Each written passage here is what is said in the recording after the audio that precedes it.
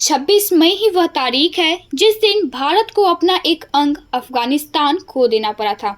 285 वर्ष पहले मुगल वंश के शासक मोहम्मद शाह रंगीला और फारस यानी ईरान के शासक नादिर शाह के बीच संधि हुई, जिसके तहत मुगल शासन ने आज के अफगानिस्तान के कई हिस्से को खो दिया। आइए 26 मई 1739 को मोहम्मद शाह और नादिर शाह के बीच हुई इस संधि की पूरी कहानी जानते हैं। मुगल और फारस के शासकों के बीच हुए इस समझौते को कंधार की संधि के नाम से जाना जाता है।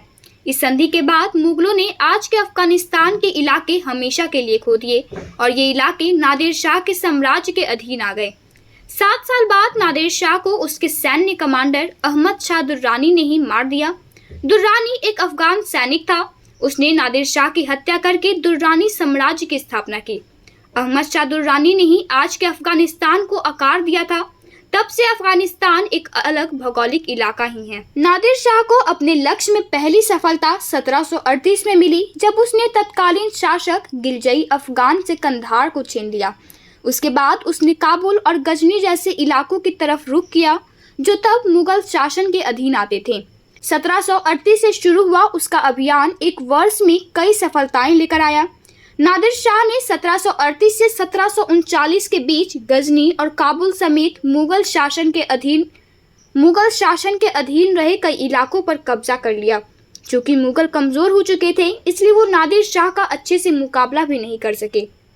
फिर नादिर शाह की सेना आगे बढ़ी और 24 फरवरी 1739 को करनाल में मुगलों की सेना के साथ उनकी भिड़ंत हो गई। करनाल की लड़ाई में नादिर शाह ने मोहम्मद शाह और निजाम उल मुल्क को पराजित कर दिया। फिर नादिर शाह की सेना दिल्ली की तरफ कूच कर गई। वह पूरे रास्ते नरसंहार करते हुए दिल्ली पहुंचा और पूरे शहर में जमकर लूट मार मचाई। नादिर शाह ने मुगलों से कोहिनूर हीरा भी ले लिया और दिल्ली दरबार को करीब 1 सप्ताह तक घेरे रखा। मुगलों के पास कोई चारा नहीं बचा। बादशाह मोहम्मद शाह रंगीला ने नादिर शाह के सामने शांति प्रस्ताव रखा। दोनों के बीच समझौते में कुछ बिंदु तय हुए, जिनमें सबसे प्रमुख था सिंधु नदी के पार के सभी इलाकों से मुगलों का आधिपत्य छोड़ा जाना। मुगल बादशाह ने नादिर शाह को काबुल, गजनी, कंधार, पेशावर, मुल्तान, लाहौर और सिंध का कुछ हिस्सा दे दिया। इतना ही नहीं, मुगलों को युद्ध के बदले नादिर शाह को बड़ा हर्जाना भी देना पड़ा।